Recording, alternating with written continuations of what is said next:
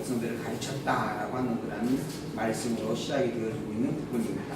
그런데 그 내용의 결론을 보게 되어지면 예수님께서 고향에서 결국은 배척되어지고 버림을 받았다라고 하는 내용으로 정리가 되어져 가고 있는 말씀입니다. 예수님께서 고향에서 버림을 받는다라고 하는 그런 부분의 말씀이 마가복음 6장 1절에 지금 기록이 되어져 가고 있는데 1절부터 기록이 되어져 가고 있는데 이 본문 바로 앞을 보게 되어지면 5장 마지막 부분에서 보게 되어지면 죽은 자를 살리는 그러한 일들이 기록이 되어집니다.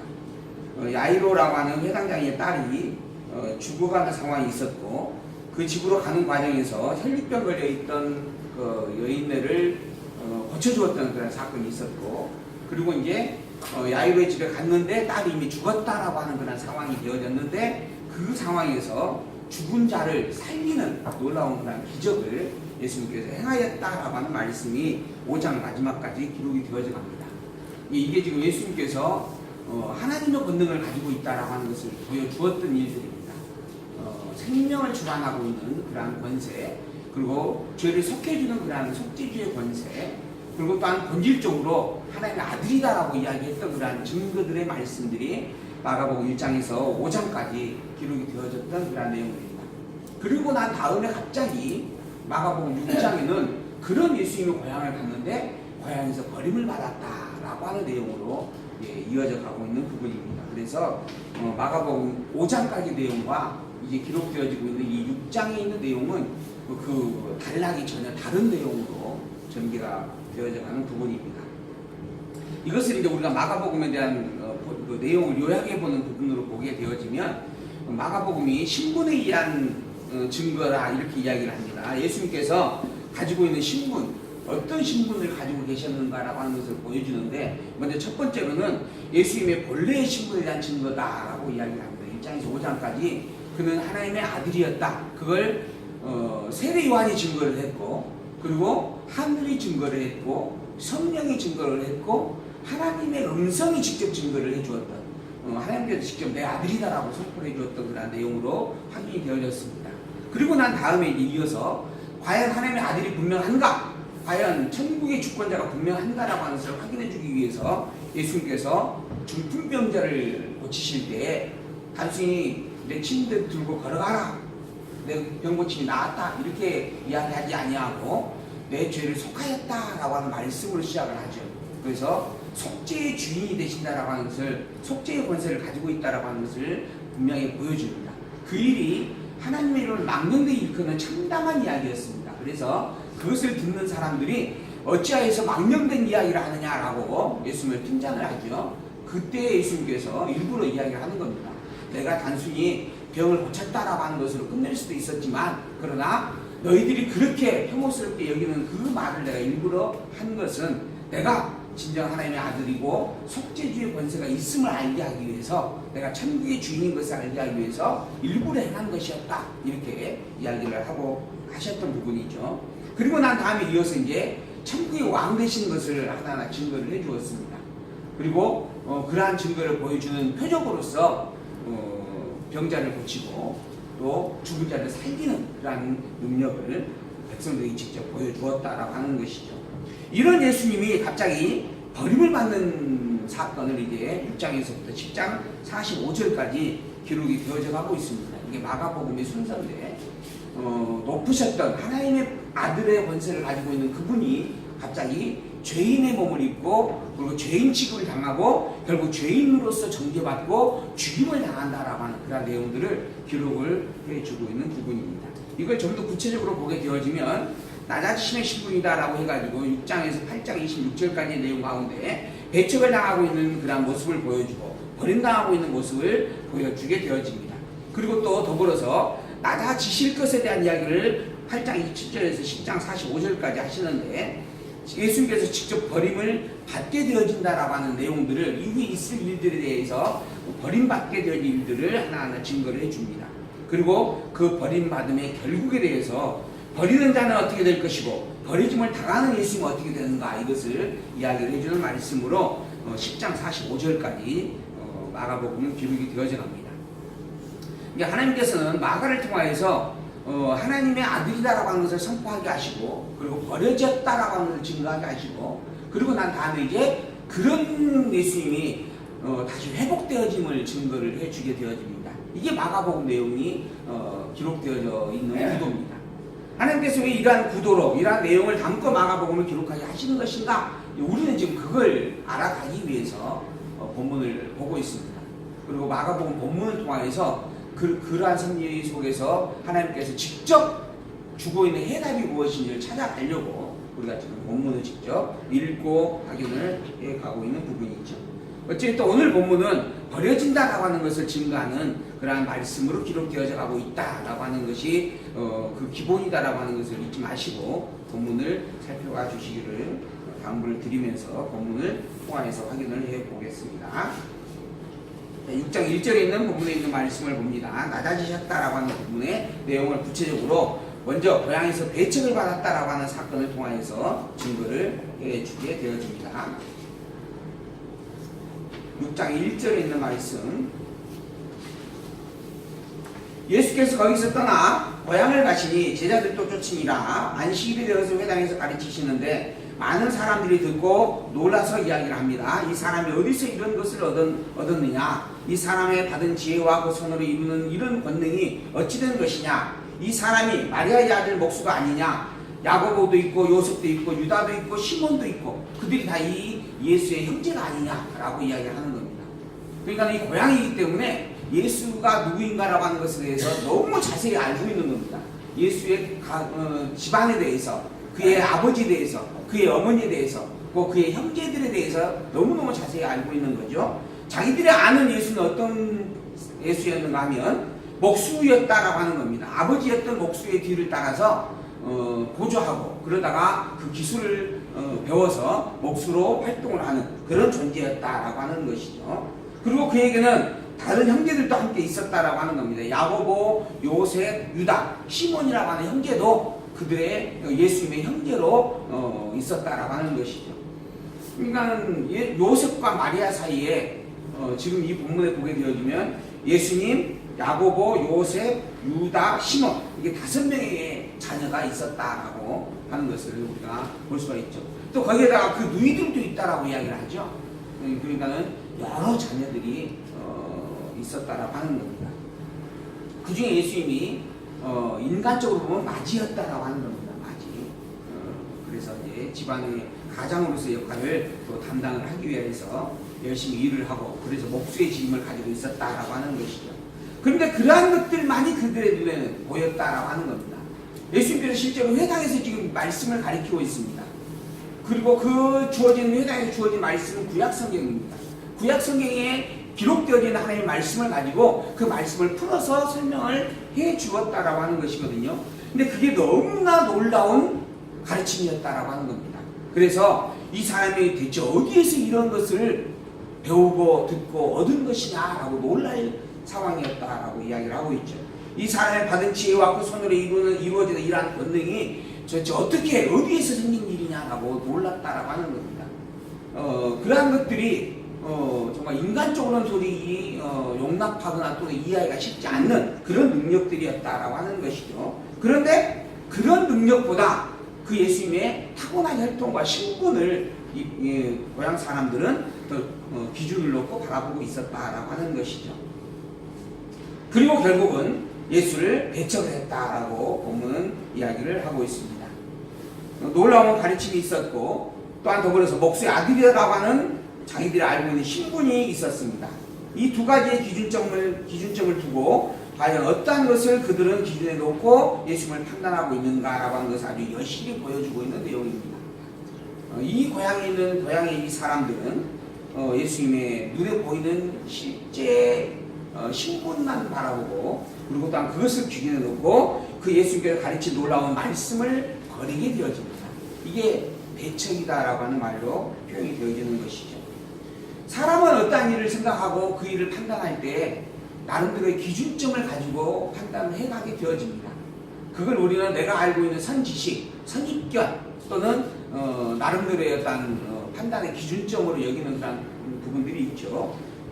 보통 우리나라의 전통적 풍습으로 보게 되어지면 혈연과 지연과 학연이 너무 중시되어지고 있는 그런 사회임을 또 우리가 이해해 볼 수 있는 부분들입니다. 이처럼 사람들은 어떠한 일을 판단할 때는 그 판단의 기준점이 제시가 되어집니다. 문제는 그 기준점의 옳고 그름이 무엇이냐라고 하는 것입니다. 예수님을 지금 바라보는 이 시각에서 예수님이 가르친 말씀을 기준점으로 둘 것이냐, 아니면 자기들 알고 있는 그러한 예수의 기본적인 어떤 혈통이라고 하는 것을 기준해 둘 것이냐라고 하는 그러한 내용들이 되는 것이죠. 그리고 결국 이 사람들은 눈에 보이는 예수님의 혈통에 대한 것들을 기준점으로 두고 예수님을 판단하였고, 그 가르치신 말씀까지 결국은 배격하게 되어지는 그러한 부분이 발생을 했다라고 하는 것입니다. 우리도 이러한 판단의 기준점에 서 있을 수밖에 없죠. 그러한 부분 속에서 우리는 어떠한 부분을 기준점으로 놓고 바라볼 것인가 라고 하는 것. 오늘 이 시간에는 우리가 성경을 살피는 시간입니다. 그러므로 이 자리에서는 다른 기준점이 있을 수 없다라고 하는 것을 분명히 우리가 생각을 해야 됩니다. 지금 이 순간 이 자리에서는 오직 성경만을 기준에 놓고 성경에 있는 말씀을 통하여서 우리가 옳고 그름을 분별할 수 있는 그런 지혜를 배워가는 그러한 시간이 되어지기를 소망을 드리면서 말씀을 합니다.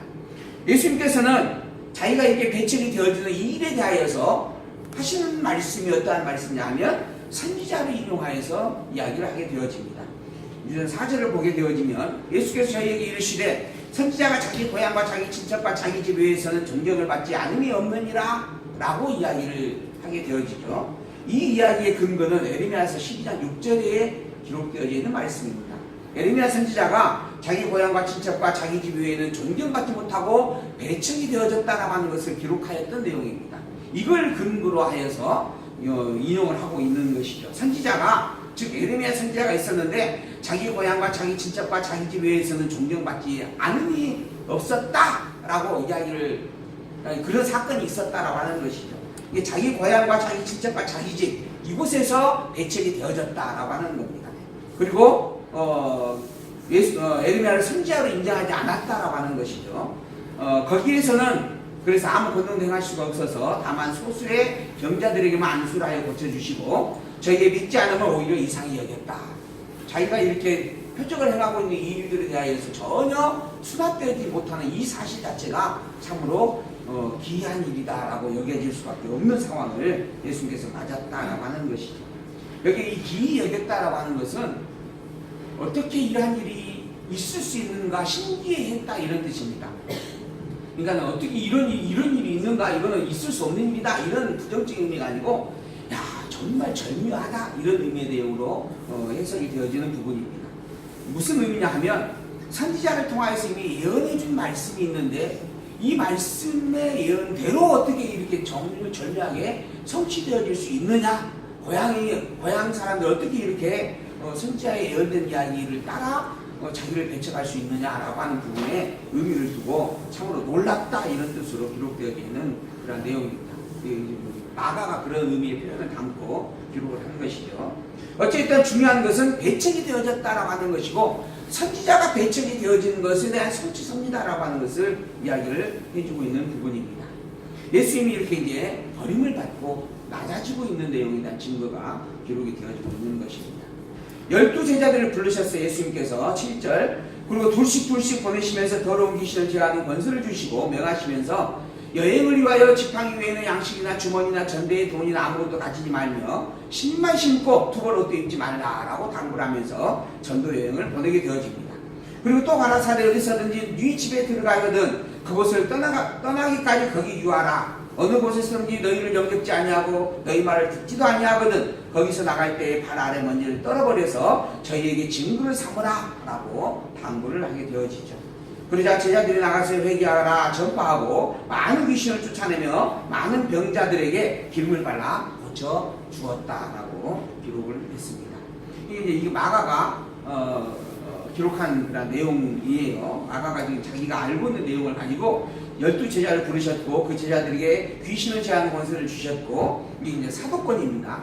이제 사도의 권세를 주셨고 그러고 나서 이제 전도하는 과정 속에서 너를 영접하지 아니하는 그곳에서는 발에 묻은 먼지까지 다 떨어버리라 라고 이야기를 했었고, 그러한 이야기를 들은 제자들이 나가서 회개하라 전파하면서 많은 귀신을 쫓아내고 그리고 병자를 또 고쳐주었다 라고 하는 그러한 증거를 기록을 해주고 있습니다. 근데 여기에 중요한 이 내용은, 여기 본문의 중요한 내용은 영접지 아니하고 너희의 말을 듣지도 아니하면 그곳에서 발에 먼지까지 다 떨어버려라 라고 하는 말씀의 의미가 본문의 중요한 내용으로 우리가 이해할 수 있는 부분입니다. 왜 그러냐 하면 방금 이 6장 본문의 기본적인 요지가 버렸다라고, 버리고 있다라고 하는 것, 낮아지고 있다라고 하는 것, 예수님을 배척하고 있다라고 하는 것을 전제하고 기록해가는 내용이기 때문이다라고 설명을 할 수 있는 부분들이죠. 그래서 이제 마태복음 10장에도 이 내용이 기록이 되어져 있는데, 마태복음 10장에 보게 되어지면 합당한 자를 찾아내고 그곳에 유하라 라고 하는 말씀으로 표현이 되어집니다. 근데 이 본문에서는 누구 집에 들어가거든 그곳에 유하고 그곳에서 받지 아니하거든 떨어버리고 나와라 하는 부분의 내용으로 이렇게 마가는 기록을 해가고 있습니다. 역시 버려질 것을 염두에 두고 배척당할 것을 염두에 두고 기록해가고 있다라고 이해되어질 수 있는 부분입니다. 그리고 14절, 이에 예수의 이름이 드러나게 되어졌어요. 헤롯 왕이 가로되 이는 세례요한이 죽은 자 가운데 살아났다라고 이야기를 합니다. 그러므로 이런 능력이 그 속에서 운동할 수밖에 없다. 이게 죽은 자가 죽었다가 살아난 자가 아니고서 이런 일을 행할 수 없다. 이런 능력을 행하는 것은 죽었다 살아난 자만이 가능한 일이다. 근데 그런 자가 누구냐? 바로 세례요한이다. 그래서 예수를 죽었다 살아난 세례요한으로 비유해서 지금 이야기를 하고 있다라고 지금 이제 마가가 또 이 내용을 일부러 기록을 하고 있는 거예요. 근데 이 세례요한은 어떤 자냐 하면, 어떤 자가 엘리야라고 또 어떤 자는 선지자니 선지자 중에 하나와 같다 하되 헤롯은 듣고 가로되 내가 목베인 요한이 그가 살아났다 이야기를 했다. 예수에 대하여서 어떤 사람은 엘리야라고 하고 어떤 사람은 선지자 중에 하나다라고 이야기를 하는데, 헤롯 왕은 그는 세례 요한이 죽었다가 산 자다라고 이렇게 이야기를 했다는 거예요. 그러면서 이제 세례 요한에 대한 설명을 해주게 되어집니다. 세례 요한, 죽었다가 살아난 세례 요한의 예수님을 비유하는 것은 무슨 의미가 있는가? 이걸 우리가 살펴보려고 하는 거죠. 이게 지금 마가도 그걸 설명을 해주는 겁니다. 전에 헤롯이 자기 동생 빌립의 아내 헤로디아에게 장가든 일이 있었어요. 그리고 그걸로 말미암아서 세례 요한이 책망을 하게 되어집니다. 그러자 헤롯이 세례 요한을 옥에 가두었어요. 이 세례 요한은 모든 백성들이 다 선지자로 여겼던 그런 존재였습니다. 그런데 이제 자기에게 싫어하는 말을 했다라고 하는 거죠. 자기를 책망을 했다라고 하는 그것 때문에 세례 요한을 옥에 가두었어요. 그런 상황에서 헤로디아의 그 꼬임으로 말미암아서 결국은 세례 요한의 목을 베서 죽이게 되어집니다. 요한이 헤롯에게 말하되 동생의 아내를 취하는 것이 옳지 않다 하였습니다. 헤로디아가 요한을 원수로 여기 죽이고자 하였을 때 하지 못한 것은 헤롯이 요한을 의롭고 거룩한 사람으로 알고 두려워하여 보호하며 또 그의 말을 들을 때 크게 번민을 느끼면서 달게 여겼기 때문이다. 즉 세례 요한을 선지자로 여겼었다라고 하는 이야기입니다. 그런데 마침 좋은 기회의 날이 왔어요. 헤롯이 자기 생일에 대신들과 천사장들과 갈릴리의 기인들을 더불어 불러 모아서 잔치를 베풀었습니다. 이때 헤로디아의 딸이 춤을 추었어요. 그로 말미암아 헤롯 왕이 그 딸에게 내가 원하는 것을 다 들어주겠다라고 약속을 합니다. 그래서 딸이 엄마에게 달려갔죠. 그리고 왕이 그렇게 이야기를 했는데 내가 무엇을 요구할까요? 라고 물으니까 이 헤로디아가 세례 요한의 목을 달라고 해라 이렇게 시키게 되어지죠. 결국 그 일로 말미암아 자기가 선지자로 인정을 하고 있음에도 불구하고 세례 요한의 목을 쳐서 헤로디아에게 주었다라고 하는 것이죠. 그러니까 선지자인 줄 알면서도 결국은 그 선지자를 배척하고 버렸다라고 하는 겁니다. 그런 존재가 바로 세례 요한이었다라고 하는 것이에요. 헤롯 왕에게는 버림을 받은 자였다라고 하는 겁니다. 그런데 그런 세례 요한이 다시 살아났다. 예수라고 하는 존재가 바로 그런 존재다. 이렇게 지금 여겼다라고 하는 부분을 마가가 인용을 하고 기록을 하는 겁니다. 무슨 의미인가? 선지자임에도 불구하고 버림을 받은 존재를 다시 한번 부각시켜주고 있다라고 하는 것이죠. 결국 예수님을 세례 요한에 비교해서 버리고 있다라고 하는 그런 의미로 마가가 다시 한번 본문에 인용을 하고 기록을 했다라고 하는 것입니다. 그래서 계속 버려진다라고 하는 의미를 담고 지금 6장 본문을 기록을 해가고 있는 것이 예수님의 버려짐의 신분을 제기해주고 있는 내용입니다. 이어서 이제 예수님께서 이러한 버림을 받고 있는 상황에서도 표적을 행하게 되어지는데, 이러한 표적을 행하면서 행한 예수님을 또 버리는 그러한 사건이 본문에 기록이 되어집니다. 6장 30절부터의 본문의 내용인데, 예수님께서 오병이의 기적을 행해요. 그리고 물 위를 걸어가는 그런 표적도 보여주게 되어집니다. 수많은 병자를 고치고 천국의 주인이 되심을 드러내시고, 그리고 만물을 다스리는 주인인 것을 확인을 해주게 되어지죠. 그런데 사람들이 예수님을 버립니다. 심지어 제자들까지도 예수님을 유령으로 여겼다라고 하는 본문이 기록이 되어져 가고 있는 내용입니다. 결국 또 버려짐을 당하고 있다, 이런 의미의 내용을 강조하기 위해서 본문을 마가는 기록을 해가고 있는 것이죠. 사도들이 예수께 모여 자기들의 행한 것과 가르치는 것을 낱낱이 구하니 이르시되 너희는 따로 한적한 곳에 와서 잠깐 쉬어라 하시니 이는 오고 가는 사람이 많아 음식 먹을 겨를도 없었다라고 하는 이야기를 하고 있습니다. 사도들이 지금 예수님께서 12제자를 불렀죠. 이 12제자는 현재 가룟유다도 포함이 되어 있는 상황입니다. 아직 가룟유다가 예수님을 팔기 전이니까요. 그리고 12제자들이 둘씩 묶여가지고 나가서 전도를 했어요. 그리고 병도 고쳤어요. 그리고 그러한 일들을 예수님께 와서 이제 보고를 하는 겁니다. 우리가 가서 병도 고쳤고 귀신도 쫓아냈고 예수의 이름을 증거하면서 예수 그리스도를 증거하면서 천국 복음을 전달했습니다. 그때 이런 일들이 있었습니다 라고 고하는 거예요. 그런데 그러한 제자들을 향해서 예수님이 따로 한적한 곳으로 와서 쉬어라 라고 이끌어갑니다. 이 마태복음에는 어떤 내용입니다. 이 내용 보고했다라고 하는 것만 기록이 되어져 있어요. 근데 마가복음에는 따로 데리고 갔다, 한적한 곳으로 데려가서 쉬게 했다. 왜 그랬는가? 사람들이 너무 많이 몰려와서 음식을 먹을 겨를조차 없었기 때문이다. 그러니까는 병을 고치고 귀신을 내어 쫓음으로 말미암아 놀라운 표적을 지금 사도들도 행하였고, 그로 말미암아 대접과 대우를 받으며 마땅할 그런 일들인데 그럴 틈이 없을 정도로 병자들에게 시달림을 당하고 있다라고 하는 것을 지금 말해주고 있는 겁니다. 이게 마가복음의 특징이에요. 계속 버려진다라고 하는 것을 목적으로 그런 의도를 가지고 마가가 지금 기록을 해가고 있는 것입니다. 그리고 이에 배를 타고 따로 한적한 곳에 갔어요. 그 가는 것을 보고 많은 사람이 죄인 줄 알았어요. 그래서 모든 거울로부터 도보로 그곳에 달려와 저희보다 먼저 도착을 했다. 마태복음에 기록된 내용이에요. 근데 마가의 의도는 배를 타고 그냥 떠난 거예요. 마태는 많은 사람들에게 그것을 가르치고 난 다음에 제자들에게 배를 타고 먼저 떠나라 해놓고 예수님이 또 남아가지고 그들을 다 돌려보내는 이러한 이야기가 기록이 되어져요. 마태의 기록과 마가의 기록의 차이가 그런 부분들에서 구체적인 내용 속에서 차이가 조금 나타나는 것이죠. 근데 왜 그렇게 차이가 나는가라고 하는 것을 우리가 생각을 해봐야 됩니다. 똑같은 사건을 가지고 왜 조금씩 다른 내용으로 기록을 하고 있는가? 그걸 기록하고자 하는 의도가 다르기 때문에 그런 겁니다. 그래서 지금 이 본문에서는 지금 일괄적으로 지금 버려짐을 받고 있는 내용에 삽입되어져서 지금 기록을 해가고 있는 부분들입니다. 그리고 배를 타고 갔어요. 그래서 그곳까지 사람들이 다 쫓아왔습니다. 예수께서 나와서 큰 무리를 보시고 그 목자 없는 양 같음을 인하여 불쌍히 여기사 여러 가지로 가르쳐 주었다. 여기도 이 본문에서 말하고자 하는 핵심적인 요지는 목자 없는 양 같은 자들이었다. 그래서 불쌍히 여겼다. 이 목자 없는 양이라고 하는 것은 지도자를 잃어버린 백성을 가리키는 거예요. 근데 이스라엘 백성들의 지도자가 있습니다. 장로도 있었고 대제사장도 있었고 서기관도 있었고 율법사들도 있었습니다.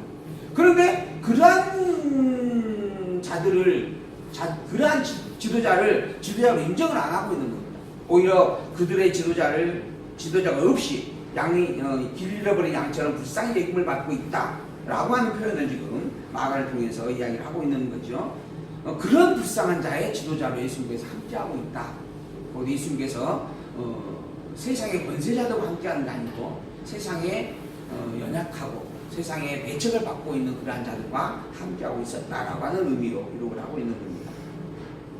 또 때가 저물어가며 제자들이 예수께 나와 여짜오되 이곳은 빈 들이요 때도 저물어가니 무리를 보내어 두루 촌과 마을로 가서 무엇을 사먹게 하옵소서. 대답하여 가라사대 너희가 먹을 것을 주라 하시니 여짜오되 우리가 가서 200데나리온의 떡을 사다가 먹으리이까. 사람들이 모여 그렇게 많은 사람들이 모여 있습니다. 불쌍한 자들이다라고 이미 이야기를 했죠. 그걸 안타까운 마음을 담고 가르쳐 보여주었습니다. 근데 때가 저무니까 이제 먹을 것이 필요하게 되어지죠. 끼니 때가 되어진 겁니다. 그래서 이제 제자들이 돌아가게 해서 마을로 돌아가게 해서 먹을 것을 구하여 먹고 다시 모일 수 있도록 그렇게 하자라고 예수님께 권하게 되어지는 거죠. 그러자 예수님께서 너희가 먹을 것을 주라라고 당부를 합니다. 그러자 이 백성들을 다 먹이려면 200데나리온 정도의 떡이 필요합니다. 우리가 그걸 가서 사다가 먹일까요? 라고 예수님께 묻습니다. 제자들이 이제 200데나리온이나 필요하니까 우리가 불가능합니다. 이런 의미로도 말할 수 있는 부분인데 또 한편으로는 이미 많은 금액을 혹시 가지고 있을 수도 있는 부분입니다. 뭐 옷값 하나가 300데나리온을 팔 수도 있었다라고 이야기하잖아요. 그러니까는 그런 상황에서 돈이 있으니까 가서 먹을 거 사올까요? 이런 의미로 물어본 것일 수도 있어요. 근데 예수님께서 하시는 이야기가 너희에게 뭐가 있느냐라고 다시 묻습니다. 이제 떡 5개와 물고기 2마리가 있습니다. 라고 이야기를 하죠. 이 오병이어의 기적이라고 하는 부분인데요. 그래야 예수님께서 다 모아놓고 그것을 향하여서 축사하시고 50명씩 모아놓은 상황에서 떡과 물고기에게 축사하시고 난 다음에 빼어서 제자들에게 주면서 사람들에게 나누어 주라라고 이야기를 하게 되어지죠. 그리고 제자들이 그걸 받아서 사람들이 다 나누어 주자 모두가 다 배불리 먹고 남은 떡 조각과 물고기를 12바구니에 가득 채워서 거두었다. 그리고 떡을 먹은 자가 남자만 5,000명이었다라고 기록을 하고 있습니다. 그러니까는 제자들이 먹을 것을 구해다가 이 백성들 먹일까요? 라고 물었다라고 하는 부분에 대하여서 너희가 너희들이 먹을 걸 주라라고 하는 말의 의미가 무엇인지 우리가 생각해 볼 수 있는 내용인데 예수님께서 먹을 것을 주라라고 하는 말의 의미는 200데나리온의 떡을 사다가 베풀어라라고 하는 의미가 아니고 내가 준비한 먹을 것을 이들에게 베풀어 줄 것이니 너희들은 이것을 이들에게 나누어 주어라 이런 의미를 염두에 두고 행하였다 이렇게 해석을 하는 것이 맞다라고 보통 이야기를 하고 있습니다. 그래서 어쨌든 예수님께서 이 불쌍한 백성들을 향하여서 떡 5개와 물고기 2마리를 가지고 그 백성들 다 먹게 하였다라고 하는 부분의 내용을 기록을 하고 있어요. 이 내용의 의미도 불쌍하다라고 하는 말씀과 연계되어서 표현을 하고 있는 부분입니다. 그러니까 오병이어의 기적을 행한 것으로 말미암아서 마태복음에서는 내가 하늘에서 온 참 만나요 떡이나 이런 의미에서 이야기를 했어요. 그래서 마태복음에서 말한 내용의 의도는 마태의 의도는 예수님은 하나님의 참 선지자다 이런 의미를 담고 기록을 한 겁니다. 근데 마가는 예수님이 불쌍한 자를 먹이셨다, 불쌍한 자의 지도자가 되어주셨다 이런 의미로 지금 기록을 해가고 있다 이렇게 이해를 해볼 수 있는 부분들입니다.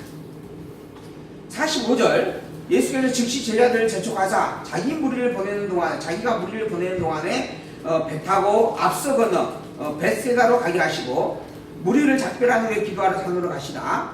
저물매 배는 바닷 가운데 있고 예수는 홀로 물에 무태 계셨고 그러다가 바람이 거스림으로 제자들이 괴로이 노를 젓는 것을 보시고 밤 사경 즈음에 바다 위로 걸어서 저에게 오셔 지나가시려고 하셨다.